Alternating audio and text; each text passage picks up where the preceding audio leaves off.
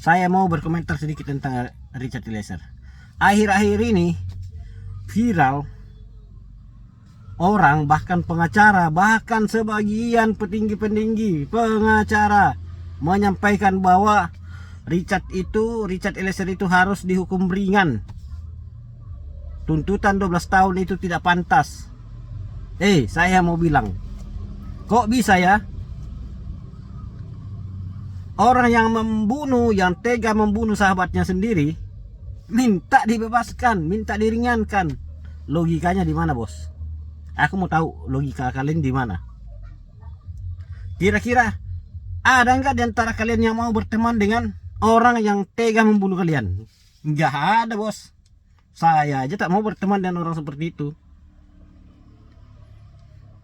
Jadi, kalau menurut saya, Richard Eliezer itu wajar untuk dihukum berat sama seperti Sambo. Karena kenapa? Dia yang menembak. Kalau alasan Richard Eliezer yang mengatakan bahwa saya dipaksa, diperintah.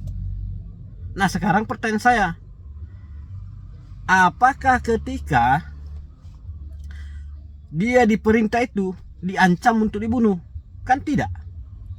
Contohnya sudah ada. Ricky disuruh nembak Yosua, dia nggak berani dan tidak dia apa-apain sama si Sambo. Tapi kenapa Richard disuruh tembak langsung siap komandan, tembak? Itu sahabatnya sendiri. Siap komandan, tembak. Sahabatnya sendiri pun ditembaknya. Kalau satu kali, otak masih terima lah otak kita ini kan. Tapi dia nembak, dor. 5 kali memang. Berarti tembakan 5 kali itu memang untuk mematikan.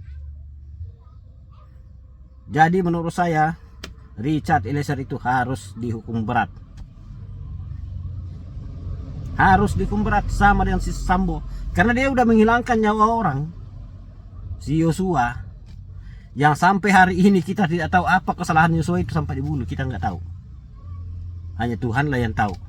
Tapi apapun yang saya mau sampaikan di sini, Richard Eliezer harus dihukum berat karena dia tega, sanggup menerima perintah untuk membunuh sahabatnya sendiri.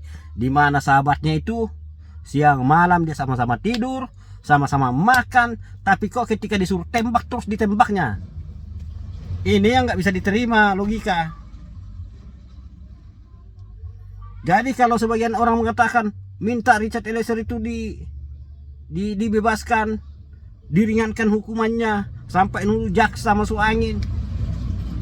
Ini yang sebenarnya udah benar gak pola pikirnya itu? Karena apa? Ricky Rizal yang menolak menembak cuma hadir di situ.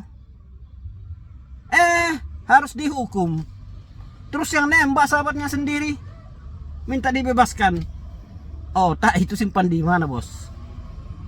Simpan di mana? Saya nggak ngerti. Entah dari mana pikiran yang seperti itu muncul. Ini loh temannya sendiri yang ditembak.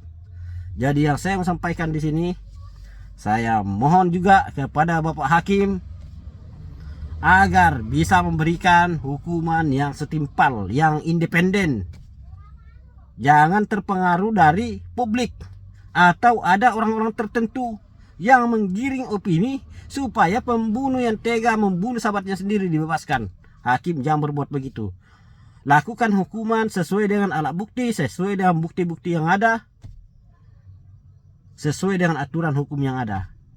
Jangan menghukum orang hanya berdasarkan opini publik, harus berdasarkan opini orang-orang tertentu. Itu tidak boleh.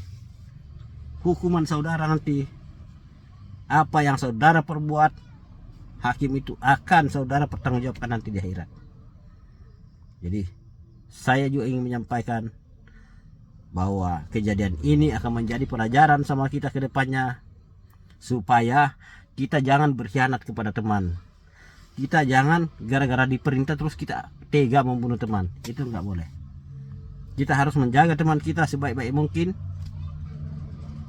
baik dalam suka maupun dan duka.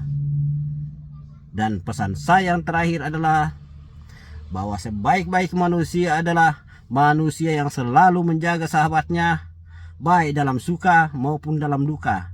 Dan seburuk-buruk manusia adalah manusia yang mengkhianati temannya, manusia yang sanggup dan tega membunuh sahabatnya sendiri. Terima kasih.